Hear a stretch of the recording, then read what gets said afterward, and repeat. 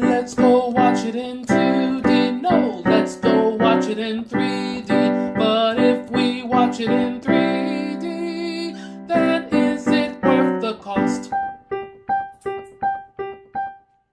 I rescued George when he was 2 years old. He's not just a friend. He's family.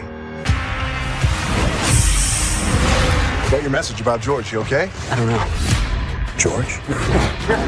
Is it me or is he considerably bigger? No, he's definitely bigger. What's happening to my friend? Are you familiar with genetic editing? Someone's mutating animals into monsters. No! Your oversized monkey is old news. Sound the alarm, it's time to cross.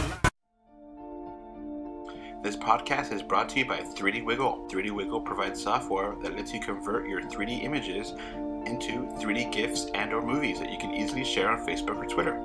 We have a 20% off coupon in the link in the description, and we also have deals from Amazon, and we also have a Patreon. So please click in the description to get more info.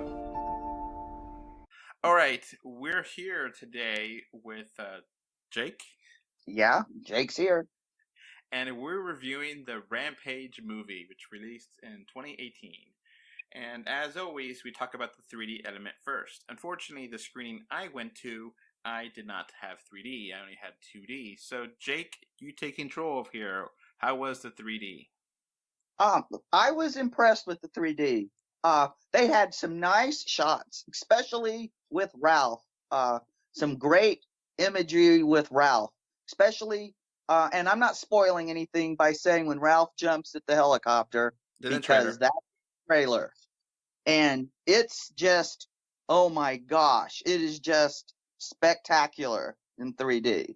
Okay. And at the very beginning, the incident in space that starts everything, there was some really nice 3D there. I also really liked a scene when the mercenaries were hunting Ralph. And there's a scene that particular, it's like right out of Aliens, you know, Ripley and the alien. Mm-hmm. That was, they really captured the whole, just captured it. Anybody who's seen that movie is going to just catch it right away and is going to go, wow, that was a really nice tribute. And their 3D version of it was really nice. And you just go, oh crap. And then it just, this movie had could really balance being funny and dark, which was pretty good, because this movie was surprisingly violent for a PG-13 movie. Yeah, we'll get to that a little bit later. How was the 3D depth? It was pretty good. It had a lot of separation. One of my favorite 3D scenes was when they were at the San Diego Zoo in the bamboo forest. Okay. That was really nice. I mean, there were some guys going, oh God, they're pandering to China, and my eyes are rolling. Yeah, probably, but they're in a zoo. Gorillas, bamboo, hello. They would, hello. Yeah. It's not completely out of the realm of possibility that gorillas live in a jungle. Yeah, exactly. Okay. But it's nice footage. And this movie was better than I expected it to be. Okay. I was trying to keep an open mind, but it was really hard because, I mean, video game movies are normally the suck. All right. Before we get to the movie, so you want to give this a final verdict? What do you give the 3D element? I would say it was good. Okay. And wild. Okay, that's good to hear. So, yeah, this is worth seeing. If you're going to see it in 3D. You'll get so much more out of it. Maybe that's part of the reason why I didn't enjoy it as much as you, because I watched it in 2D and it, I didn't connect with it as much as you. So maybe. This podcast is brought to you by 3D Wiggle. 3D Wiggle provides software that lets you convert your 3D images into 3D GIFs and or movies that you can easily share on Facebook or Twitter. We have a 20% off coupon in the link in the description, and we also have deals from Amazon, and we also have a Patreon. So please click in the description to get more info. So, on to the movie itself. So, what's the story of Rampage? Basically, it's a bromance between Davis. Okay, I'm just going to call him Davis. I don't want to insult anybody's culture by mispronouncing their last name, especially when I'm not feeling well. And his albino gorilla, George. Davis played by Dwayne "The Rock" Johnson, by the way. Yeah. I think it's Okayo, Davis Okayo, but they never mentioned the last name in the movie that I remember. So if it was once they mentioned it, it's not really important. And he goes above and beyond to save his friend George from.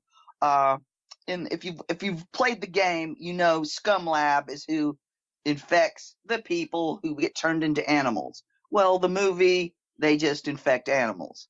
And George is one is the gorilla in the game, except he's albino in the movie, which was probably a stylistic choice because there's been so many giant gorilla movies of late. Yeah, and I also think probably just to make it stand out more because all the War for the Apes movies, all the different, Planet of the Apes movies recently. So just to have it white, it makes it different and it makes it unique. You're going to see that, you don't see albino apes that often. So yeah, it makes sense. It's fine. Mm-hmm. And here in Oregon, we got a chuckle out of the bad guys because Wyden, it's the names of the bad guys, also happens to be the last name of the senior senator of Oregon. So every time the name Wyden popped up on the screen, there was much laughter. So, there's a corporation here, and they're making, I don't know how to. They're using CRISPR to make animals larger and more aggressive, and somehow this is going to make them lots of money. And that wasn't really clear, but like you said, there was a beginning scene with the space, and that's the plot device that gets the CRISPR genetic engineering to do 3 different animals, and the corporation wants the animals back. So but you also have another government agency trying to stop this, with Jeffrey Dean playing Harvey Russell, the government agent, and you also have Dr. Kate Cardwell, who is a geneticist who helped make this.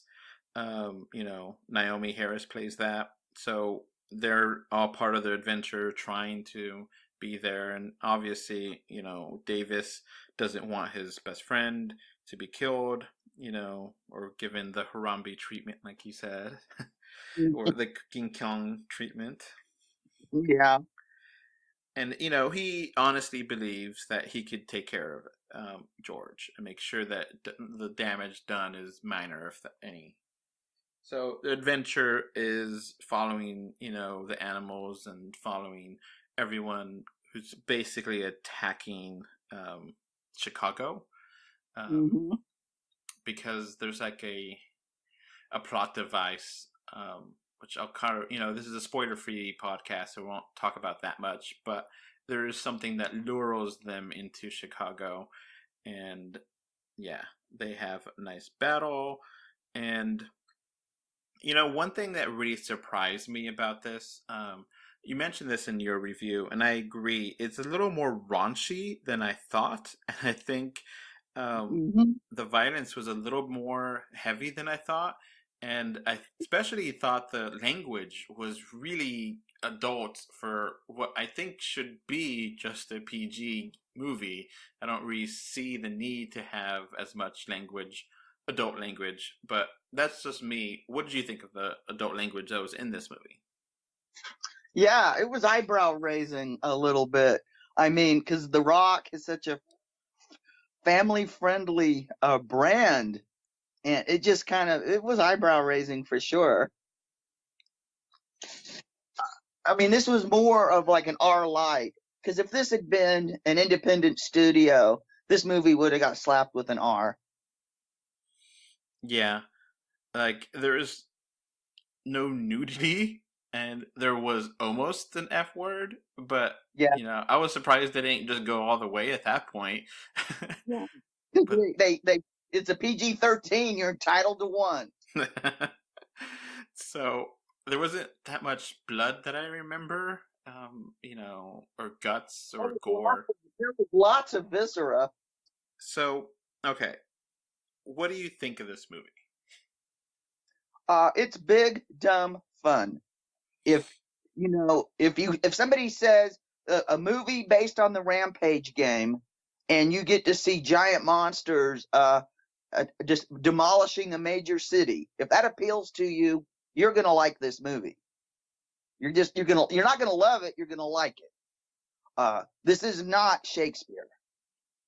Now, But they're not trying to be Shakespeare. Even though they really cast better actors than most of these movies get.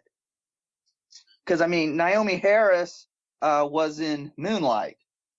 I mean, she kind of alternates between these big B movies and Oscar bait, and she's a really good actress. Jeffrey Dean Morgan, normally doesn't do this kind of stuff either. I mean, lately he's just been playing Negan on The Walking Dead. Now, if you've never played the Rampage game, I think you're still going to be totally fine. I mean, there's a few Rampage games that released. The most popular is probably the original arcade game, which was released in the 80s. And, the story there is not really, it's like 2 sentences. There's like a super vitamin or something that changes the animal, people to animals, and that's basically it. You play as the 3 animals, and you're just destroying the cities and going to the next level to destroy more cities, and that's basically it. So, it hasn't been a Rampage game in a while. I think at least 10 years, I think. But that's why I was surprised. Why are they reaching out to old farts like me who played Rampage as a kid? I mean, they missed one opportunity, though, because one of the favorite things we used to, when I played Rampage with my friends, is we like to punch. When a train would come by, we would like to punch it back and forth and really rack up points. I thought that was a missed opportunity. Now, without having spoilers, there is one scene where a character does get eaten, like in the game, and I laughed really hard in that scene. Do you know what I'm talking about? Oh, yeah, I know exactly what you're talking about. Let's not spoil that, but yeah, that one was hilarious and ridiculous. In fact, I think the whole reason this character was in the movie was for that scene. All right. Because the character could have not been in the movie at all. Because I think their whole purpose pretty much was just that scene. Okay. So it's a pretty fun movie. I think you liked it more than me. For me, my most grievance problem with this is the writing, where a lot of the dialogue was atrocious, I think.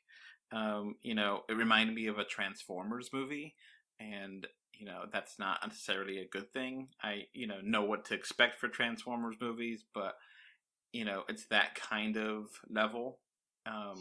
So what do you give this out of a 10? 1 out of 10. 7. Okay, well, I'm gonna go a little bit. I'm gonna give it a 5, and I think I was going to 4 until the last scene, and the last scene I think ended really well and made me laugh out loud. And I was I rolled my eyes, but I laughed out loud, so I pushed it over to a 5. It's okay. Like you said, it's not high art or anything. It's a stupid action movie, but that's going to be basically it for the spoiler-free version. If you want to listen to a spoiler-filled version, we'll have that also on the podcast feed. So that's going to be it. Bye. Bye.